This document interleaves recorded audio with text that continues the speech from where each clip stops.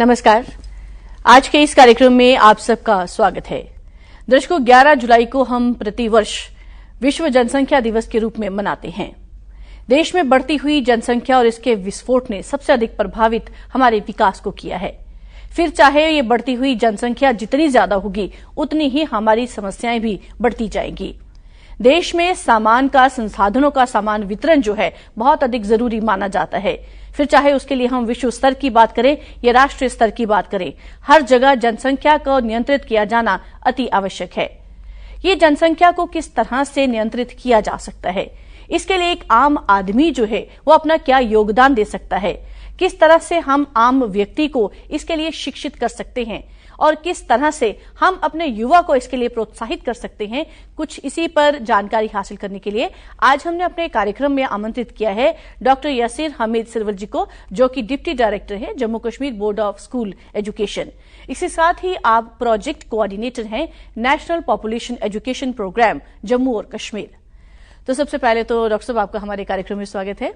इसके साथ ही जिस तरह से हम सब जानते हैं कि आज हम वर्ल्ड पॉपुलेशन डे जो है उसे ऑब्जर्व कर रहे हैं,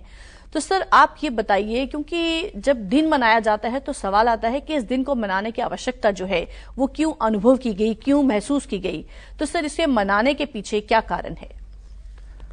जी, जो national population education day celebrate किया जाना है 11 जुलाई को,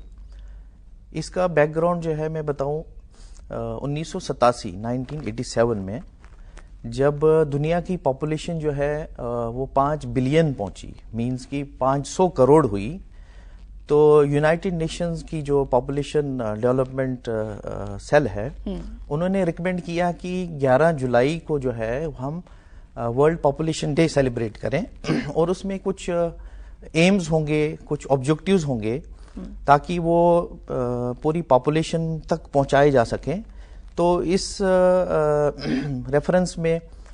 11 जुलाई 1989 को ये दिन जो है वो इंटरनेशनल कम्युनिटी को कहा गया कि इसको सेलिब्रेट किया जाए। तो इसको सेलिब्रेट करने का मेन मकसद ये था कि जो पॉपुलेशन इश्यूज हैं, खासकर ओवर पॉपुलेशन जो है, दिन ब दिन आबादी बढ़ती जा रही है, उसके बारे में अवेयर कराना। फिर आगे उसके साथ जो जुड़े हुए पहलू हैं, वो पॉवर्टी है,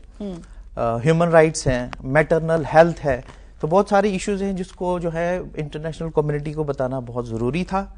और उसके साथ जो मेन प्रॉब्लम जो सामने आ रही थी वो थी ओवर पॉपुलेशन की, और उस ओवर पॉपुलेशन जो एक सीरियस इशू था जिसकी वजह से बहुत सारी प्रॉब्लम्स, चैलेंजेस जो हैं वो दुनिया को फेस करनी पड़ रही हैं और आगे भी करनी पड़ेंगी।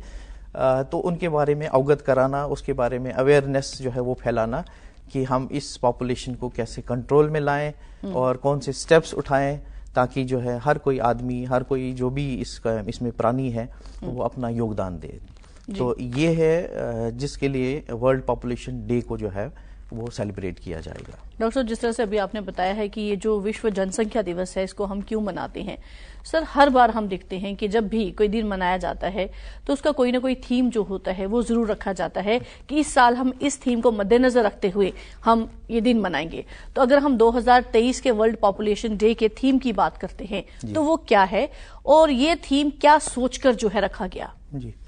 तो इसमें मैं आपको बताता चलूं कि जो यूनाइटेड नेशंस का जो पॉपुलेशन फंड है वो हर साल एक स्टेटमेंट इशू करता है वर्ल्ड पॉपुलेशन डे के लिए। तो इस साल का जो थीम है उन्होंने भी उस थीम को इस बार बताया है और उसमें उन्होंने ये बोला है कि आप एक ऐसा वर्ल्ड इमेजिन करिए जिसमें हम सब 8 बिलियन 800 करोड़ लोग रहें और ऐसे रहें कि उनका फ्यूचर जो है वो प्रॉस्परस हो